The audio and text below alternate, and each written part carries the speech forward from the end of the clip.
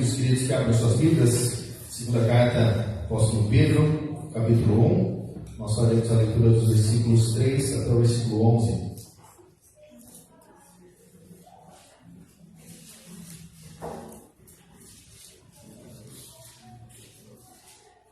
Segunda carta de Pedro, capítulo 1, versículos 3 a 11. Diz assim, vou ler a partir do primeiro versículo. Simão Pedro, servo e apóstolo de Jesus Cristo, aos que conosco obtiveram fé igualmente preciosa na justiça do nosso Deus e Salvador Jesus Cristo. Graça e paz nos sejam multiplicadas no pleno conhecimento de Deus e de Jesus nosso Senhor. Visto como pelo seu divino poder nos têm sido doadas todas as coisas que nos conduzem à vida e à piedade, pelo conhecimento completo daquele que nos chamou para a sua própria glória e virtude, pelas quais nos têm sido doadas as suas preciosas e muito grandes promessas, para que por elas vos torneis coparticipantes da natureza divina, livrando-vos da corrupção das paixões que há no mundo. Por isso mesmo, vós, reunindo toda a vossa diligência, associai com a vossa fé a virtude, com a virtude o conhecimento, com o conhecimento o domínio próprio, com o domínio próprio a perseverança, com a perseverança a piedade, com a piedade a fraternidade, com a fraternidade o amor. Porque essas coisas existindo em vós e em vós aumentando, fazem com que não sejais nem nativos, nem frutuosos no pleno conhecimento de nosso Senhor Jesus Cristo. Pois aquele a quem essas coisas não estão presentes é cego, vendo só o que está perto, esquecido da purificação dos seus pecados de outrora. Por isso, irmãos, procurai com diligência, cada vez maior, confirmar a vossa vocação e eleição, porquanto, procedendo assim, não tropeçareis em tempo algum. Pois desta maneira é que vos será amplamente suprida a entrada no reino eterno do nosso Senhor e Salvador Jesus Cristo. Eu fui confrontado com esse texto essa semana, não sei se vocês sabem, mas um dos grandes desafios do pastor é saber o que vai pregar na semana seguinte. Porque nós terminamos a pregação aqui, eu vou para casa com aquele sentimento de missão cumprida, um alívio, porque na hora que a gente sobe aqui é um frio na barriga, mas na hora que a gente entra no carro para ir embora, vem aquele alívio, o corpo começa a relaxar e você fala, missão cumprida, fiz o que Deus tinha mandado fazer. E aí nós acordamos na segunda-feira, e a primeira coisa que a gente pensa é, o que eu vou pregar no domingo que vem? E a gente fica nessa, em sentido de oração a semana toda. E eu estava dirigindo o carro essa semana e orando para Deus, enquanto dirigia, orando no pensamento. Aí, na minha oração, eu falei, Deus, o que eu vou pregar domingo? O que o Senhor espera de mim? De repente, eu ouço um instrumento de Deus sendo usado pelo Espírito Santo de Camila, que estava do meu lado. Ela falou assim, Pedro, você já leu aquele texto que está em 2 Pedro, capítulo 1, dos versículos 3 a 11? Eu olhei para ela e falei assim, fala Jeová, É Deus falando, E aí eu fui meditar nesse texto, um texto riquíssimo. E eu gostaria muito de conversar sobre esse texto, então, nesta noite. Antes de nós iniciarmos propriamente a parte do estudo, tem um vídeo bem curto que eu gostaria que os irmãos prestassem bastante atenção. Vai ser passado aí para nós pensarmos um pouco. Pode voltar um pouquinho e pode aumentar algo para o povo ouvir bem. A ponto de dizer assim, o que é que salva, filho? A ponto de dizer considera tudo como perda, tudo virou esquerda.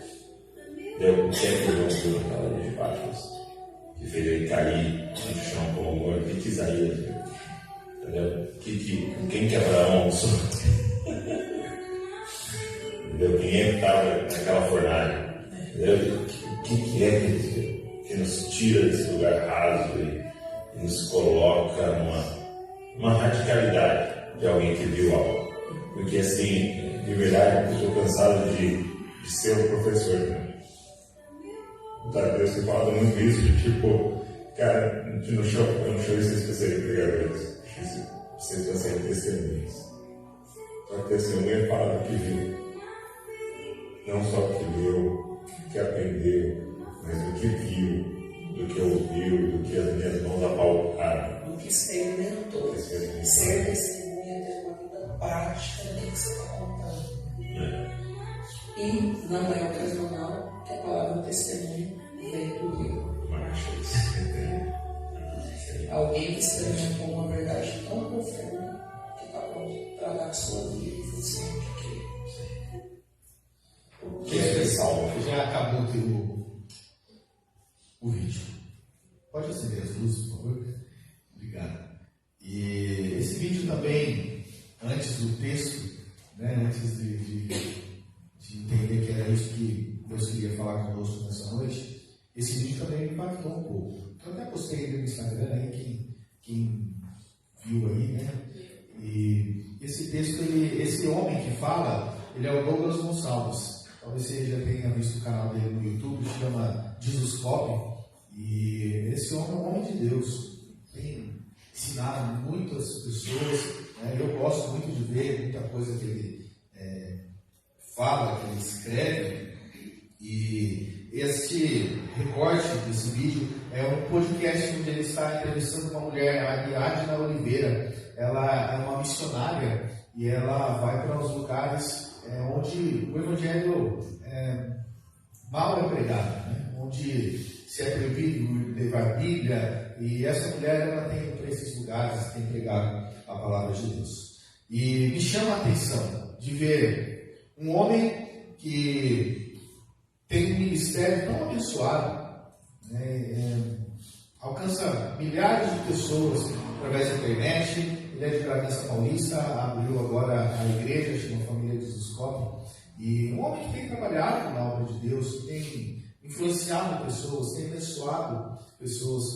E essa fala dele, de pensar sobre o nosso papel enquanto cristão, de pensar se de fato nós estamos vivendo uma vida rasa ou uma vida profunda. Essas indagações que ele falou, se você conhece um pouco da Bíblia, você vai ver que essas indagações que ele faz são indagações de fatos que são registrados na palavra de Deus. O que Saulo viu no caminho de Damasco? Nós sabemos quem foi Saulo. Saulo é o apóstolo Paulo, apóstolo fora de tempo, aquele homem que teve um encontro com Jesus Cristo, que caiu no caminho de Damasco, se rendeu, era um grande perseguidor da igreja, depois se torna um apóstolo de Jesus. Ele fala quem é esse que João viu na ilha de Patmos, com quem que Abraão almoçou, né? Porque o texto lá de Gênesis conta que Deus aparece para Abraão ali, né? Conversa com ele e Abraão prepara um alimento para ele ali, né? E ele fala isso: quem é este Deus que se revela a alguém, a ponto desse alguém que teve esse encontro com Cristo viver uma vida prática cristã? E nós sabemos muito bem quem é esse Deus. Tenho plena certeza aqui que a grande maioria de vocês tiveram esse encontro com esse Jesus, com esse Deus que se revela a nós. E a pergunta que fica para nós agora é: qual que é o resultado desse encontro que nós tivemos com esse Rei dos Reis, com esse Senhor dos Senhores, com aquele que põe termo entre a água e a terra, com aquele que sustenta o universo, com aquele que cuida da vida, com aquele que dá a vida e aquele que tira a vida? Qual tem sido a nossa resposta enquanto cristão? Será que nós temos vivido de fato da maneira que Deus tem esperado de nós, vivendo o propósito que Deus nos criou para viver? Ou será que talvez na nossa mente nós entendemos que Deus começou a boa obra no meu coração, e o momento em que eu estou hoje já é o resultado final dessa boa obra? Será que nós estamos vivendo de maneira rasa? Ou nós de fato estamos vivendo de maneira profunda? Fazendo com que a nossa vida espiritual cada vez mais dê frutos? Fazendo com que a nossa busca por Deus seja de fato o centro da nossa vida? É disso que ele está falando. É disso que o apóstolo Pedro está falando nessa carta. Essa carta, ela tem como foco principal o conhecimento de Deus. O conhecer mais sobre Deus, o conhecimento pleno de Deus. Mas não é um conhecimento apenas intelectual, mas é um conhecimento prático. É sobre isso que nós vamos falar hoje. Que nós vemos aqui Pedro falando com tanta propriedade, com tanta sabedoria, um homem inspirado pelo Espírito Santo. E lembrando e vendo e podendo ver aqui a grande obra que Deus já operou na vida de Pedro, desde o momento em que Pedro foi chamado. Lá no começo da vida de Pedro, quem que Pedro era? Pedro era aquele que tinha a tendência de confiar demais nele mesmo. Em uma das conversas com Deus, ele diz para Deus: olha Deus, se alguém quiser te matar, vai ter que passar por cima de mim primeiro. Nós estamos aqui, vamos existir. Pedro, no início da sua carreira na fé, se precipitava mais, quando na verdade ele deveria esperar mais. Vocês lembram lá do momento do lava-pés, onde Jesus Cristo vai lavar os pés dos discípulos, e ali ele vai para lavar o pé de Pedro, e ele fala: não, jamais o Senhor vai lavar os meus pés. E aí então Jesus fala: se você não deixar eu lavar o seu pé, você não tem parte comigo. E aí Pedro mostra de novo toda a sua precipitação. Deus, Jesus, então, não lava só os pés, mas lava o corpo todo, Dá um banho em mim inteiro, Não precisa só os pés. Quem é aquele Pedro de antigamente que falou quando deveria ouvir: Senhor, eu nunca vou te abandonar, Jesus? E aí o que acontece? Daqui a pouco está o Paulo contando, e ele negando: olha, eu não conheço esse Jesus, eu não conheço ele, eu não estou com ele. Mostrou ser um cristão corajoso, mas descuidado, andando sobre o mar com muita coragem. Senhor, se é o Senhor mesmo, manda que eu vou aí até o Senhor. E ele desce do barco, começa a andar sobre as águas, e de repente ele fala: o que eu estou fazendo nesse lugar? Começa a se preocupar com as ondas que estão vindo, e ele começa a afundar. Jesus Cristo o levanta. É o mesmo Pedro que está escrevendo agora sobre esse conhecimento. Na primeira carta ele fala sobre a graça de Deus, e agora nessa segunda carta o foco dele é falar sobre esse conhecimento pleno de Deus. A ideia aqui é que ele possa, o leitor dessa carta possa entender e compreender intelectualmente da grande verdade. Que verdade é essa? A verdade que está lá em João 17:3. E a vida eterna é esta: que te conheçam a ti, o único Deus verdadeiro, e a Jesus Cristo, a quem enviaste. No texto então que nós lemos, Pedro fala sobre esse desenvolvimento da fé, sobre sair dessa vida rasa, sobre agir, sobre ter uma vida de frutos. Essa carta interessada aos cristãos daquela época, pessoas que foram alcançadas por Jesus Cristo, tinham Jesus Cristo como Senhor e Salvador. E nessa carta aqui, o apóstolo Pedro começa a lembrar quem eles são. Pessoas que obtiveram a fé igualmente preciosa. Nós já falamos outros domingos sobre isso, como que quando o próprio Jesus Cristo se revela a nós, como que o Espírito Santo age na nossa vida, como que Ele mesmo nos dá a fé para nós podermos entender a mensagem do Evangelho, e também como Ele nos dá a fé que nós precisamos desenvolver a cada dia mais. E aqui ele fala também sobre outra coisa, sobre a justiça do nosso Deus e Salvador Jesus Cristo. Ou seja, nós somos justificados. E nós não somos justificados pelas coisas que nós podemos fazer, pelas obras que nós podemos desempenhar, mas nós somos justificados pelo sangue precioso de Jesus Cristo. Não porque nós merecemos, não porque nós podemos fazer alguma coisa, mas pelo que Jesus Cristo fez por nós na cruz do Calvário. Toda a obra da redenção, esta obra é única e exclusiva de Jesus, de Deus. É o próprio Deus que opera todas essas coisas. Não somos nós que buscamos a Deus e começamos a amá-lo, mas a própria palavra dele nos diz lá em 1 João que nós só o amamos porque ele nos amou primeiro. Então essa palavra é para nós que somos cristãos, nós que cremos nesse Senhor e Salvador Jesus Cristo, nós que temos os nossos pecados lavados e purificados, nós que agora somos justificados, nós que chegamos na presença de Deus agora sem pecado, como justos. Pessoas que não devem mais nada, pessoas que o pecado não tem mais poder para nos levar para a morte eterna, porque Jesus Cristo nos deu a vida eterna, Jesus Cristo nos cobriu com o seu sangue, por isso nós somos justificados. Essa palavra é para nós, irmãos. Diante dessa introdução que Pedro faz, ele desenvolve então como que o crente é capacitado para conhecer a Deus. Fala também sobre a necessidade que o crente tem de se esforçar para crescer espiritualmente, para desenvolver a sua espiritualidade, e fala sobre o resultado de toda essa ação. Se a pessoa está, de fato, buscando crescer espiritualmente, essa pessoa vai ser uma pessoa com a sua vida cheia de frutos. Agora, se essa pessoa não está buscando a Deus, não está buscando conhecimento, não está buscando pôr em prática tudo que tem aprendido, essa pessoa vai ser considerada como míope. Aqui no texto diz que as pessoas que não entendem, que não fazem isso, são pessoas que, o texto traz elas como pessoas cegas.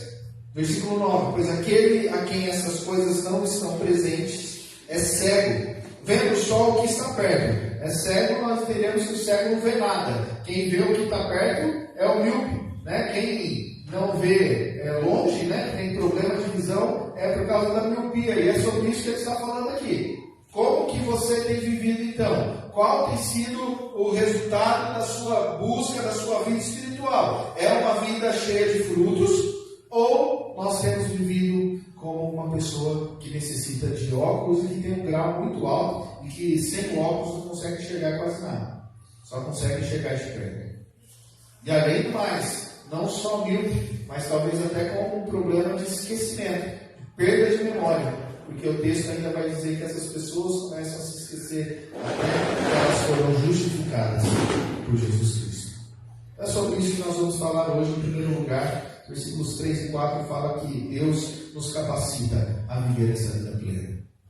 Nós somos capacitados a viver uma vida plena no Senhor. Pedro inicia dizendo que pelo divino poder de Jesus Cristo, lá no versículo 3, pelo divino poder de Jesus Cristo, todos nós recebemos o que é necessário para desenvolver a nossa vida de piedade.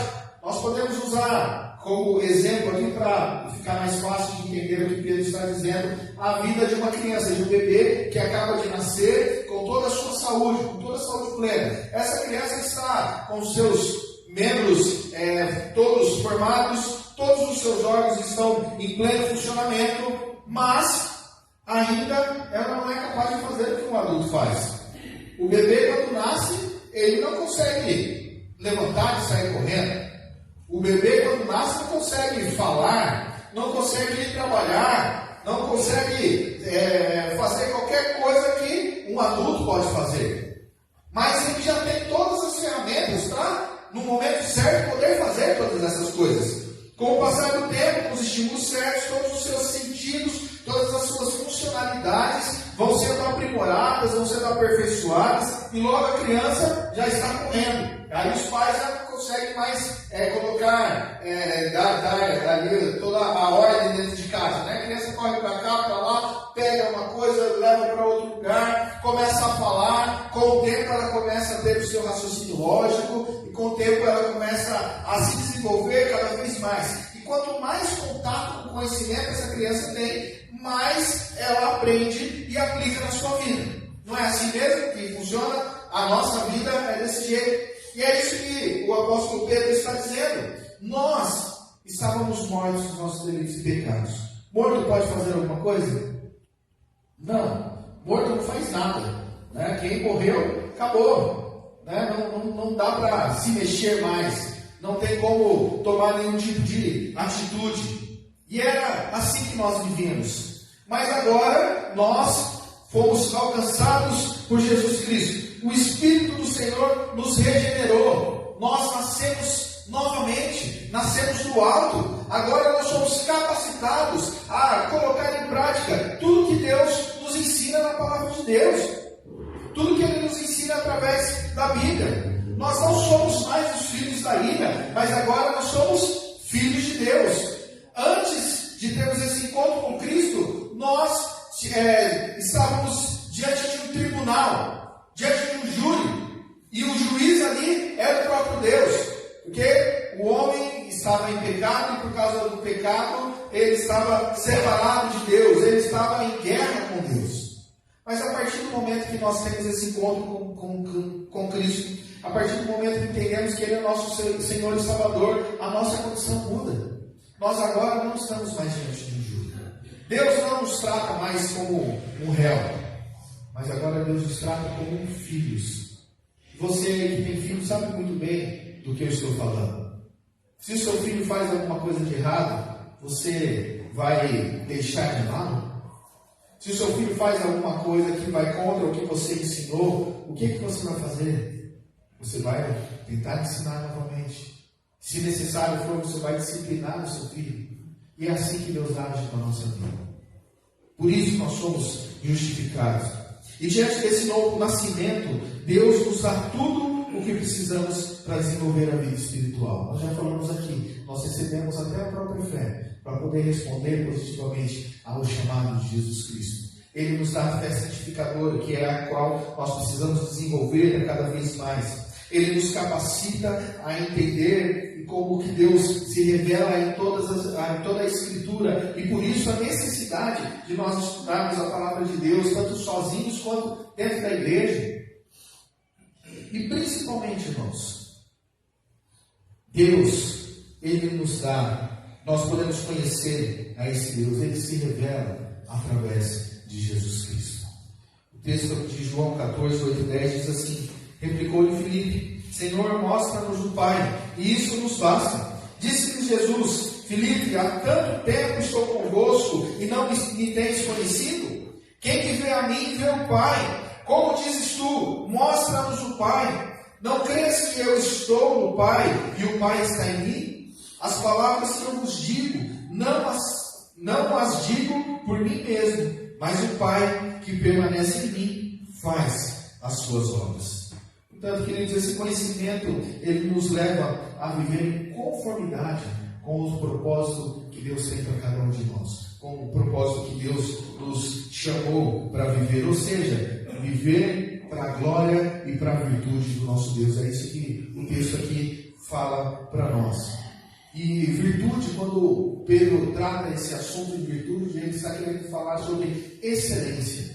Então a nossa vida deve redundar na glória de Deus e para a excelência do nosso Deus. E por causa dessa glória divina, por causa dessa excelência de Deus, nós podemos experimentar das promessas divinas que Deus tem para cada um de nós. Atos 1:8 tem talvez uma das maiores promessas para nós. Diz assim: mas recebereis poder ao descer sobre vós o Espírito Santo, e sereis minhas testemunhas, tanto em Jerusalém como em toda a Judéia e Samaria, e até os confins da terra. Nós, o texto diz, no versículo 4, que nós nos tornamos coparticipantes com Cristo na sua divindade. Ele diz o seguinte: pelos quais nos têm sido doadas as suas preciosas e muito grandes promessas, para que por elas vos torneis coparticipantes da natureza divina, livrando-nos da corrupção das paixões que há no mundo. O que isso quer dizer? Como nós nos tornamos coparticipantes dessa natureza divina? Isso não quer dizer que nós estamos nos tornando semideuses ou mini-deuses por aí, né? Onde nós podemos dominar as coisas. Pelo contrário. O que o texto está querendo dizer é que nós podemos experimentar da natureza divina através da presença de Deus em nós, através do Espírito Santo que habita em cada um de nós. Essa talvez uma das maiores promessas de Deus para a nossa vida. Experimentar o próprio Deus em nós, todos os dias, todos os momentos. A cada passo que a gente dá, poder saber que Deus está conosco. A cada dificuldade e dúvida, poder ouvir a voz desse Deus no nosso coração.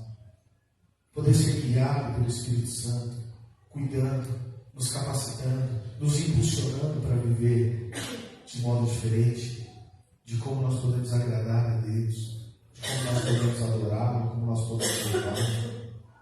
É aquele mesmo Espírito Santo que intercede por nós com gemidos inexprimíveis quando nós estamos orando. É aquele que transforma a nossa oração de modo que o próprio Deus possa entender e vir a transformar a nossa vida. Deus nos capacita a viver uma vida plena, irmãos. Note que só podemos nos mover em Cristo, porque Ele mesmo nos dá vida. Ele mesmo nos dá os meios para desenvolver essa nova vida. E Ele mesmo nos acompanha durante todo o tempo, habitando em nós. Que notícia maravilhosa, irmãos. Saber que não estamos sós. Saber que mesmo que você esteja sozinho lá na sua casa, quando você deitar a sua cabeça no seu travesseiro, saber que Deus está ali com você o tempo todo. Saber que Ele nunca te abandona. Mas em segundo lugar, versículos 5 a 7 vão dizer que nós devemos nos esforçar para desenvolver essa nossa nova vida. Como eu já disse, a criança ela nasce preparada. E conforme ela vai tendo contato com outras coisas, tendo estímulos com outras coisas, ela vai aprendendo, ela vai se desenvolvendo. E é assim também na nossa vida. O Pedro, ele começa a falar agora da parte prática da nossa vida cristã. Antes ele estava falando da parte teórica, como nós somos capacitados para poder colocar em prática o que Deus tem nos ensinado. Ele inicia aí no versículo 5 dizendo para nós reunirmos toda a nossa diligência para desenvolver a nossa vida espiritual. Eu já expliquei aqui um tempo atrás sobre o que é diligência. Diligência é zelo, é cuidado, é você se empenhar para fazer as coisas da melhor maneira possível, é o cuidado aplicado na execução de uma tarefa. É isso que é diligência. Não é fazer de qualquer jeito. Lá no seu trabalho, se o seu chefe pede para você fazer um trabalho, desempenhar uma função ali, você vai prestar muita atenção, porque você não quer fazer nada errado. E é isso que ele está dizendo aqui. Olha, preste atenção no que está fazendo. Se empenhe. Busque com diligência. E aí então, o apóstolo Pedro, ele começa a dizer e começa a falar aqui sobre 7 características do desenvolvimento da nossa vida espiritual. Não são 7 passos aqui. Não são algo que você vai, primeiro procuro isso, depois aquilo, depois aquilo, depois aquilo. O texto aí vai dizer que, sobre essas características aí, dizendo o seguinte,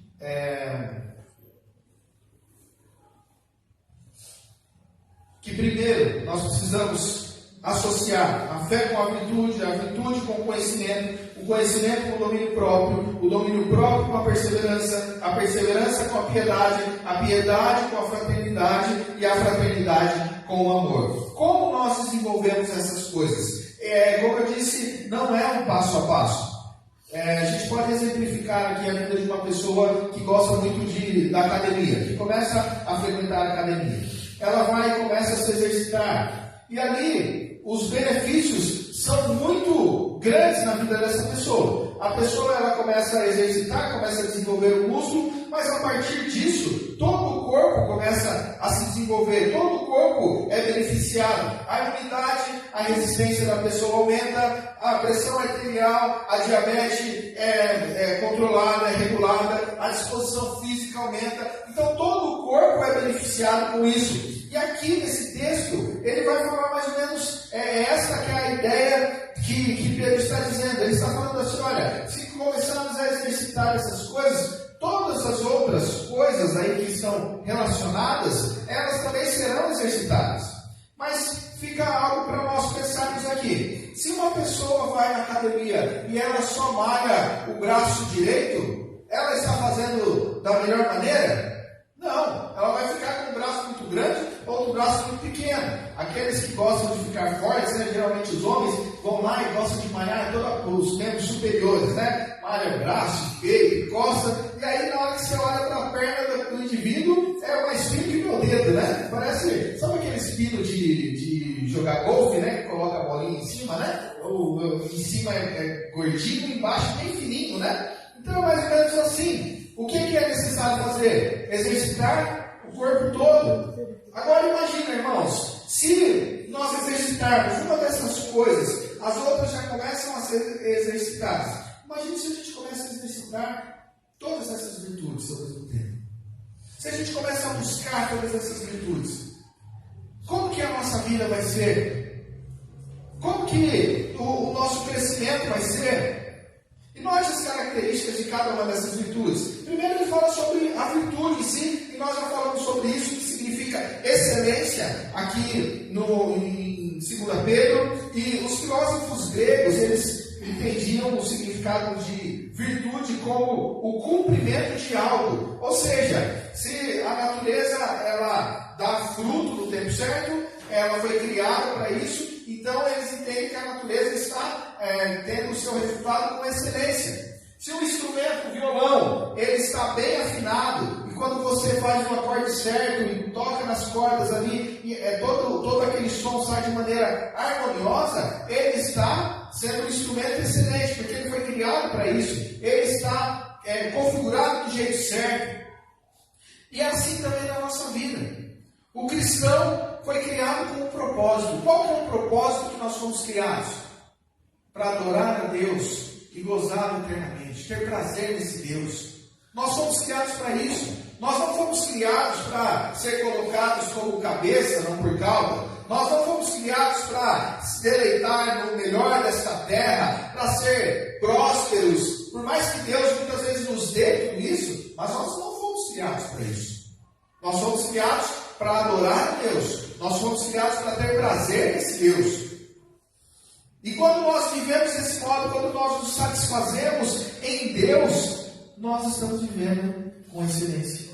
Nós estamos vivendo com essa virtude. Então, quando nós associamos a fé com a virtude, nós estamos dando um passo a mais no nosso crescimento. Mas, e quando nós associamos o conhecimento com a virtude? Como nós já dissemos aqui, o foco desta carta é o conhecimento. Lá no começo, nos versículos, no versículo 1, ele fala sobre, no versículo 2, ele fala aí sobre a graça e paz que sejam multiplicadas no pleno conhecimento de Deus. A palavra aqui, conhecimento, é a palavra epignosis. Ela tem a ideia de um conhecimento intelectual. É você conhecer quem Deus é, conhecer como que Deus se revela na palavra de Deus, é entender quem é esse Deus. Mas agora, quando a gente vai ler aqui, a partir do versículo 5 em diante, ali no versículo 6, quando fala sobre o conhecimento, a palavra muda, já não é mais epignosis, é a palavra gnosis. E essa palavra agora tem um sentido prático. É você entender quem é esse Deus, entender o que esse Deus espera de você e agora colocar em prática. Tiago fala sobre isso para nós, mas aquele que considera atentamente na lei perfeita, a lei da liberdade, e nela persevera, não sendo ouvinte e negligente, mas operoso praticante, esse será bem-aventurado no que realizar. Quantos de nós conhecemos tão bem a palavra de Deus, mas não colocamos em prática? Somos ouvintes ouvintes inteligentes. Ouvimos a palavra de Deus, mas não praticamos. Sabemos que devemos lutar contra o pecado, mas nos entregamos ao pecado. Sabemos que devemos amar ao próximo, mas na primeira oportunidade a gente vai e lesa ao próximo. Sabemos que temos que buscar a Deus, mas buscamos os nossos prazeres, os nossos interesses. Precisamos colocar em prática, queridos. Esse conhecimento intelectual nós adquirimos na leitura da palavra de Deus. E precisamos então colocar em prática o que aprendemos. João 7, 16 e 17 diz: respondeu Jesus: o meu ensino não é meu, e sim daquele que me enviou. Se alguém quiser fazer a vontade dele, conhecerá a respeito da doutrina. Você quer adorar a Deus de verdade? Você quer conhecer esse Deus? Você tem que ler a Bíblia. E você tem que colocar em prática na sua vida. A Bíblia nos confronta. E quando ela nos confronta, a gente tem que nos colocar submissos na vontade da palavra de Deus. Outra coisa que está associada com o conhecimento é o domínio próprio. E esse domínio próprio, a gente sabe muito bem e a gente não gosta muito de falar. Porque é algo que é tão difícil. Dominar as nossas vontades, dominar aquela vontade que eu tenho de poder me deleitar no pecado, dominar a vontade de satisfazer o meu eu e deixar de adorar a Deus. Provérbios 16:32 diz: melhor é o longânimo do que o herói da guerra, e o que domina o seu espírito do que o que toma uma cidade. Provérbios 25:28. Como cidade derribada, que não tem muros, assim é o homem que não tem domínio próprio. Irmãos, domínio próprio deve ser uma característica do cristão. Sabe aquela história de, eu não aguentei, pronto, falei. Sabe isso aí? Isso aí tem que mudar na sua vida. Tem que mudar na minha vida. Isso aí não faz parte da gente. Eu já citei aqui uma vez sobre o pastor Celso falando que o crente engole sapo. E é ruim engolir sapo, né? A gente tem esse ditado, né? Eu não engulo sapo de ninguém. Eu não tenho sangue de barata. Não é verdade? Mas o que ele falou é verdade. O crente engole sapo. E se o sapo for muito grande, corta ele em 4 para ficar mais fácil de descer. Mas é importante a gente fazer isso. Jesus Cristo nos ensina isso. Se alguém te der um tapa, o que você tem que fazer? Da outra face. Se alguém pedir para caminhar uma milha, o que você vai fazer? Caminhar 2. Se alguém te pedir uma capa, o que você faz? Dá a capa e a túnica. Sempre além. Sempre fazer mais. É isso que Deus tem nos ensinado. Com o domínio próprio está associado a perseverança. Perseverança também é a capacidade de permanecer firme nas circunstâncias difíceis da vida. Se o domínio próprio é se ter um autocontrole diante dos prazeres da vida, diante das coisas que nos afastam de Deus, a perseverança é saber lidar com todas as situações que nós vivemos, com os problemas da nossa vida. E a perseverança é algo que não se desenvolve automaticamente. O Tiago nos explica muito bem sobre isso. Tiago 2, 1 a 4. Tiago 1, 2 a 4 diz assim: meus irmãos, tende por motivo de toda alegria o passardes por várias provações, sabendo que a aprovação da vossa fé, uma vez confirmada, produz perseverança. Ora, a perseverança deve ter ação completa, para que sejais perfeitos, íntegros, em nada deficientes. Olha que coisa! Como que nós fazemos então para ter perseverança? Passando por provação. Quem gosta de passar por provação? É gostoso passar por provação? Mas é o que o texto está dizendo. Através da provação, a gente adquire perseverança. Então a gente tem 2 ações aí para colocar em prática na nossa vida. Primeira, que nós devemos esperar as provações, porque sem ela, nós não vamos aprender a ser perseverantes. Segundo lugar, a gente deve esperar essas provações e ter fé. E deixar que essas provações trabalhem a nosso favor, não contra nós, pois Deus está operando em meio às dificuldades. É confiar no Senhor.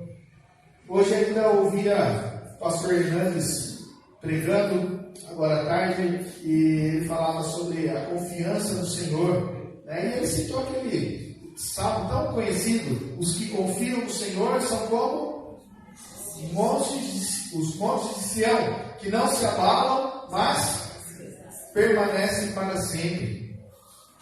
Então, diante das lutas, das batalhas, das provações, há espaço para o desespero na nossa vida? Não deve haver espaço. Deve haver confiança no Senhor, porque Deus é quem nos fortifica, Deus é quem nos estrutura, e quando nós somos aprovados nessas provações, nós saímos mais perseverantes. Aliado à perseverança, associado à perseverança está a piedade.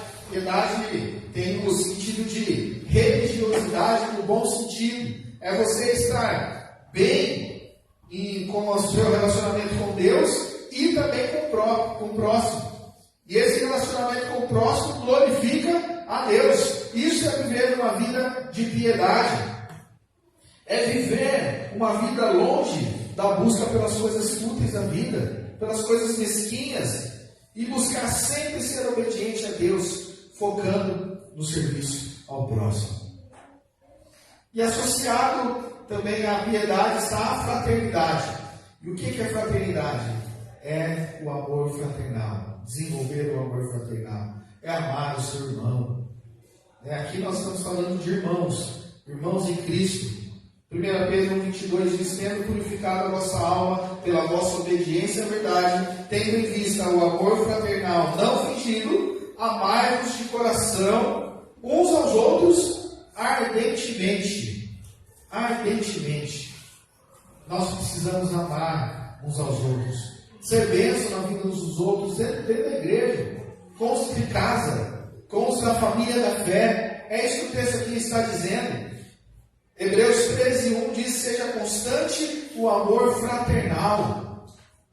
1 João 5:1-2: todo aquele que crê em Jesus Cristo, que Jesus é o Cristo, é nascido de Deus. E todo aquele que ama o que o gerou, também ama o que dele é nascido. Nisto conhecemos que amamos os filhos de Deus, quando amamos a Deus e praticamos os seus mandamentos.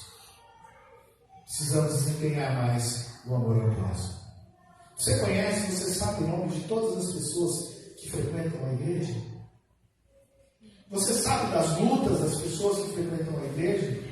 E eu não estou dizendo aqui no intuito de fofoca, não, né? Porque tem algumas pessoas na nossa igreja, não. Mas em outras igrejas aí, né? Existem pessoas que querem saber da vida do outro para poder fofocar da vida do outro, né? E falar: olha, eu tenho um motivo de oração para te contar. Você viu o que aconteceu na vida do fulano?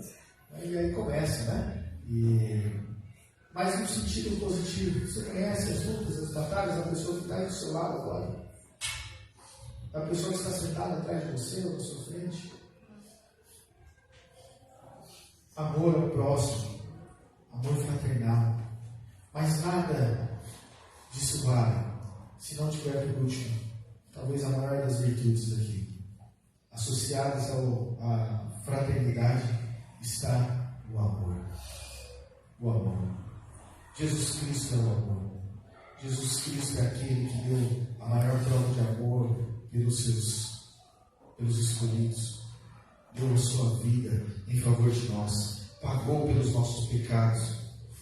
O amor fraternal não tem sentido se não houver o amor sacrificial de Jesus Cristo em nossas vidas. Nós só poderemos crescer espiritualmente se nós tivermos, de fato, tido esse encontro com esse Deus. Temos praticado essas virtudes, temos exercitado tudo isso que nós falamos aqui, temos nos esforçado diligentemente para praticar todas as qualidades da nossa vida, nessa nossa nova vida. Para concluir, irmãos, o texto aqui é riquíssimo. Talvez a gente poderia ficar aqui muito mais tempo falando sobre ele. Mas o texto ele termina falando sobre algumas coisas para nós pensarmos. Versículo 8, ele nos chama a atenção sobre a vida que nós estamos vivendo. Ele diz o seguinte: porque essas coisas existindo em vós, e em vós aumentando, fazem com que não sejais nem nativos, nem frutuosos no pleno conhecimento do nosso Senhor e Salvador Jesus Cristo. O que ele está querendo dizer aqui? Olha, você que crê de verdade, você que teve esse encontro comigo, você que teve com Cristo, você que busca exercitar e crescer e fazer com que essas virtudes aumentem em sua vida, você de fato vai viver uma vida diferente. Você de fato está entendendo e colocando em prática esse pleno conhecimento do Senhor. Mas o versículo 9 fala o seguinte: pois aquele a quem estas coisas não está presente é cego, vendo só o que está perto, esquecido da purificação dos seus pecados de outrora. O que eu entendo nesse texto? Como nós já falamos aqui, Pedro está escrevendo para cristãos. O foco dele aqui, os destinatários dessa carta são os cristãos. E o que ele está querendo dizer é o seguinte: olha, tem aqueles que vão buscar e vão querer colocar em prática essas virtudes, vão ser pessoas que vão viver uma vida cheia de frutos, uma vida diferente, pessoas que vivem com intensidade essa busca pelo reino de Deus, essa busca por Deus. Mas também existem outros crentes que estão vivendo como ímpios, que eles até conseguem enxergar o que Deus tem feito na vida, mas só o que está muito perto.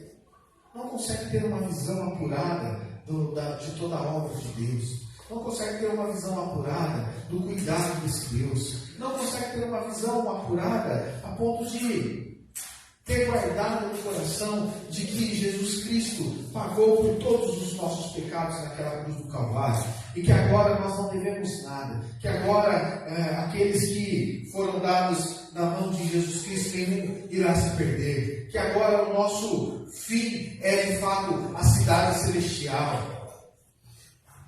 E aí essas pessoas que vivem como cegas vão viver sempre naquela dúvida: será que eu posso ir por aqui? Será que de fato esse é o caminho certo? Vão estar sempre flertando com o pecado, ou pior, trazendo um peso do pecado para a sua vida, achando que somente pelas suas forças ela conseguirá agradar a Deus e vai se estabanar lá na frente, porque na verdade, quando nós tentamos fazer as coisas pela nossa própria força, nós fracassamos.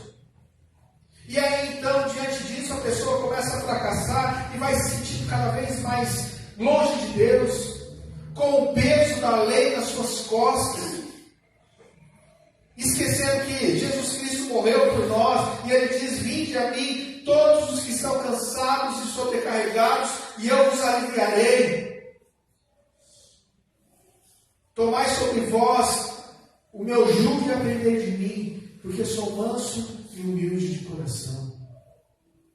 E ao invés de a gente colocar todo o nosso peso, nosso fardo, e entregar para Jesus Cristo e tomar esse jugo de Jesus, que é a justiça dele, que é uma vida de alguém que viveu sem pecado, nós estamos abraçados ali, carregando todo aquele peso na nossa vida. Por que Deus te chamou? Qual o propósito da sua vida? Para que Deus te chamou? Nós somos chamados somente para ir para o céu, e isso é uma grande verdade. Não estou diminuindo de maneira nenhuma. Mas será que a nossa vida só se resume a isso?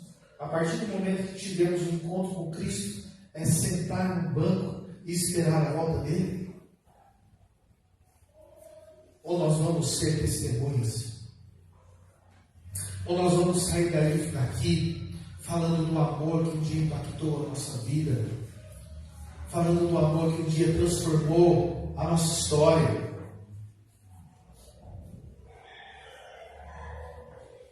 Que tipo de vida temos de viver? Uma vida frutífera? Uma vida que tem dado frutos? Ou temos nos contentado em experimentar um pouquinho do que Deus tem preparado para nós, nos contentarmos em enxergar apenas o que está bem diante dos nossos olhos e deixar de contemplar toda a grandiosidade desse Deus. Ouvi na semana passada, se não me engano, um cientista Adalto, acho que alguns já deu ouvido falar dele, e ele, nesse vídeo rápido dele, falou assim que como falar da grandeza de Deus? Se alguém disser como que eu sei que Deus é grande, como você pode me explicar a grandeza desse Deus? Como você explicaria? Como você falaria para alguém que não conhece Deus ainda sobre a grandeza desse Deus? E aí ele fala algo impressionante. Ele começa a falar sobre o tamanho do nosso universo. O nosso universo tem uma distância para se percorrer de um lado ao outro, trilhões de quilômetros, se você viajar na velocidade da luz. É muita coisa, irmãos, muita coisa. E a palavra de Deus diz que Deus mediu os céus com os palmos.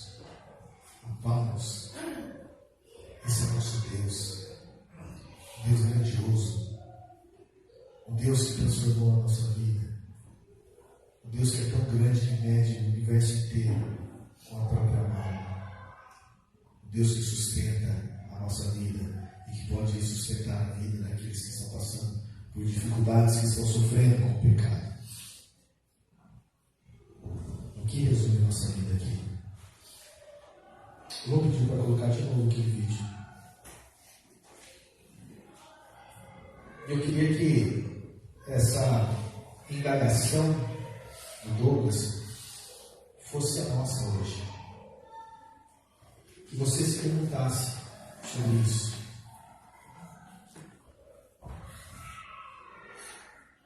Que é que salva-te a ponto de dizer considera tudo como perda, tudo virou esquerda. Eu quero que João pôs na galeria de Patmos, que fez ele cair no chão como morto. O que Isaías? Com quem que Abraão almoçou? Quem é que estava naquela fornalha? O que é que nos tira desse lugar raso e nos coloca numa radicalidade de alguém que viu algo? Porque assim, de verdade, eu estou cansado de ser um professor, né? Deus tem falado muito isso, tipo, cara, no show, eu não esqueci de ser pregadores, esqueci vocês para serem testemunhas. Só que testemunha fala do que viu, não só do que leu, do que aprendeu, mas do que viu, do que ouviu, do que as minhas mãos apalparam. Do que experimentou. Ser testemunha de uma vida prática do que você está contando. E não é ocasional que a palavra testemunho vem do Rio. Alguém que experimentou uma verdade tão profunda que pode tragar a sua vida e você